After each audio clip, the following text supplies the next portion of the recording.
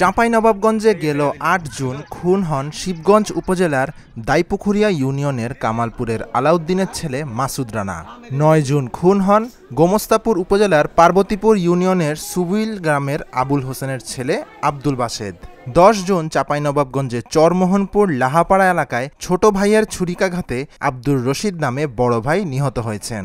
১২ June প্রতিবেশীদের হাতে খুন হন শিবগঞ্জ উপজেলার পাঁকা ইউনিয়নের বাবুপুরের হোসেন আলীর ছেলে রফিকুল ইসলাম ওরফে কালু।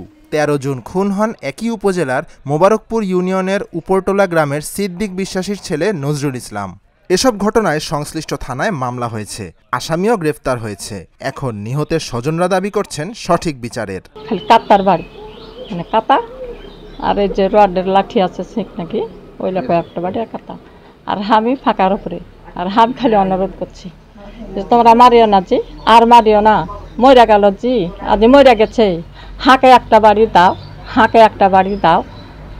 আমি খালি ধরো কিছু খুদ দিচ্ছি আর কই বালতা করছি আর এরকম করছি যে আমার বুকে ছড়কে লিলেছে, যেরকম শাস্তি আমার ছড়কে দিয়েছে আমি সে শাস্তি চাই। জীবন বাঁচার জন্য ভয়ে আতঙ্ক হয়ে ফের আবার উঠে মানে যে ফিরিয়ে পালিয়ে আসবে এই অবস্থায় আবার কাপ্তার কোপ দিয়েছি।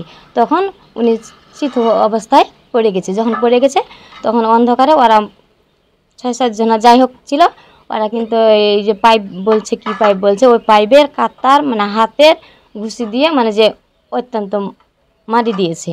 এই অবস্থায় মানে যে আমার আব্বা দুনিয়া থেকে চলে গেছে, তাদের আমরা সুষ্ঠু বিচার চাই। ওরা বলছে আমি ৩ কাঠা মাটি দিয়ে টাকা দিয়েছি, আমি 3 কাঠা এখানে নেবো, 3.5 কাঠা মাটি এখানে টাকা নেবো বসত বাড়ি। এখন এটালি সর্বপ্রথম এটালি সৃষ্টি, এটালি ঘটনা। এইভাবে মানুষ মারে না, মানুষ মারতে এইভাবে পারে না। দ্বন্দ্ব থাকতে পারে, কাজে হতে পারে, কিন্তু এইভাবে তাকে মারা উচিত হয়নি।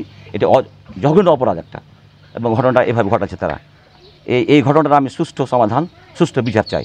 হত্যাকাণ্ড বন্ধে সামাজিক সম্প্রীতি বজায় রাখা সহ প্রশাসনকে আরও কঠোর হওয়ার পরামর্শ জেলা নাগরিক কমিটির এই নেতার।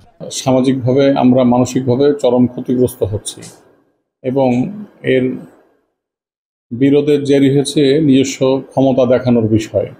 এক্ষেত্রে আমরা নাগরিক কমিটি মনে করি যে সামাজিক সম্প্রীতি বজায় রাখার জন্য সমাজের বিত্তশালী এবং সমাজের মানুষগুলি একত্রিত হয়ে সমাজে সৌহার্দ্যপূর্ণ কালচার শুরু করলে ভালো হবে।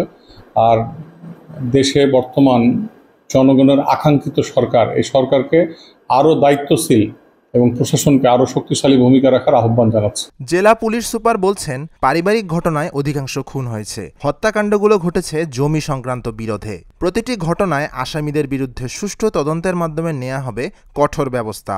ঈদে সবাই বাড়ি এসেছে বিভিন্ন জায়গা থেকে। ঈদ পর্বে আসার পরে দেখা যাচ্ছে যাদের বাড়ি জমি নিয়ে সমস্যা ছিল, এই জমির সমস্যার কারণে মাপঝোপের কারণে, কথা কাটাকাটির কারণে ভাই বা চাচা ভাতিজা কথা কাটাকাটি মারামারি হয়, মারামারিতে অনেক আহত হয়ে মারা গেছে। যেহেতু পারিবারিক কোনো ক্ষেত্রে দেখা যাচ্ছে যে এটি প্রথমে খুব বাদীপক্ষ আমরা খুব আগ্রহ দেখালেও পরবর্তীতে সাক্ষী বা বিভিন্ন তদন্তের সহযোগিতা করে না।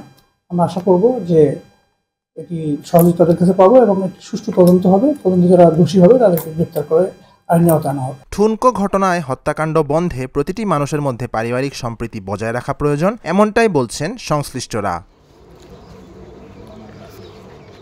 Dhaka journal news desk.